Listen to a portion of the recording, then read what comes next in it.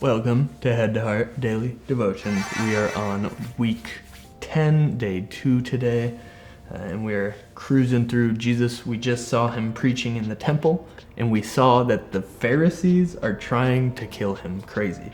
And so we're about to pick this back up in chapter 20, verse 1 to 19 today. So grab that Bible and journal, follow along, take notes of whatever you see that stands out.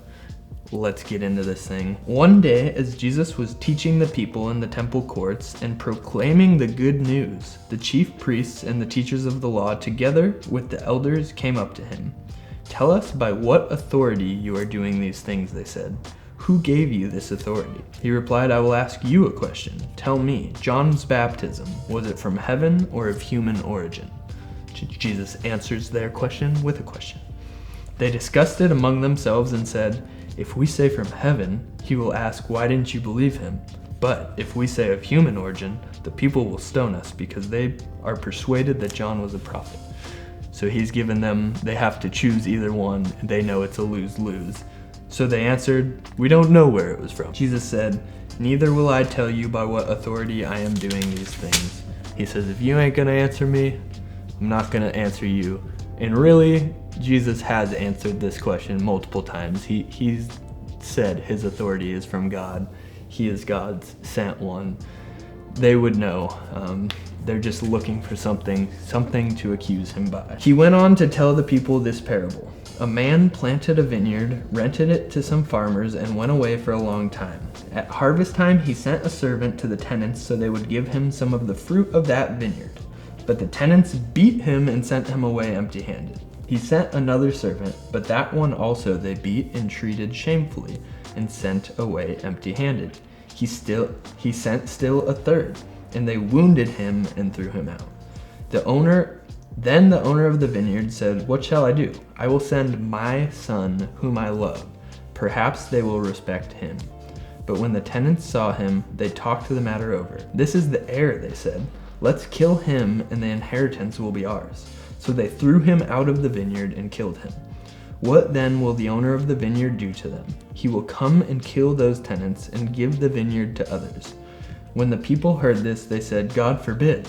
Jesus looked directly at them and asked, "Then what is the meaning of which is written, 'The stone the builders rejected has become the cornerstone'? Everyone who falls on that stone will be broken to pieces. Anyone on whom it falls will be crushed." This is important here, the final note.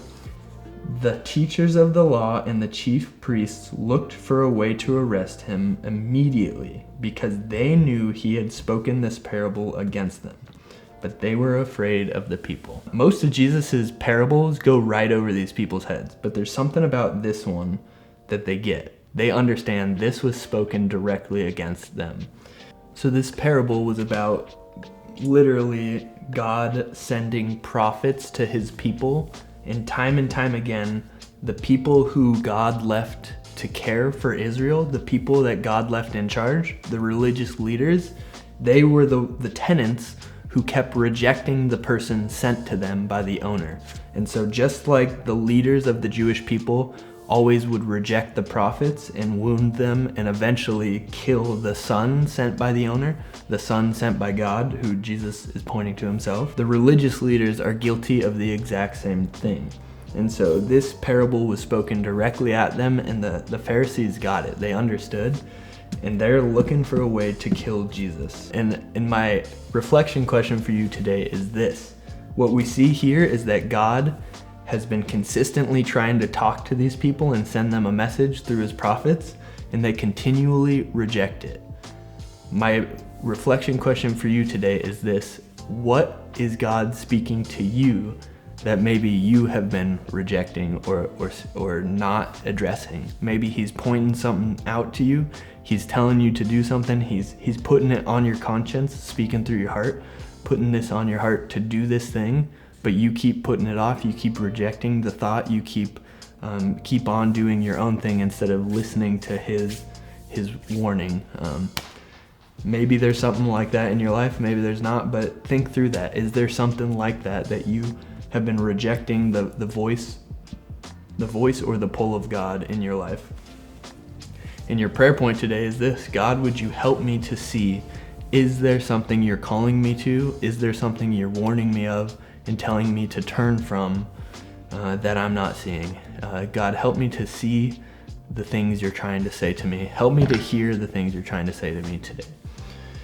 So that's your prayer point. That's your reflection question. A very cool reading. Interesting that we're seeing the Pharisees, they're preparing to kill Jesus. Like, you see the steps happening.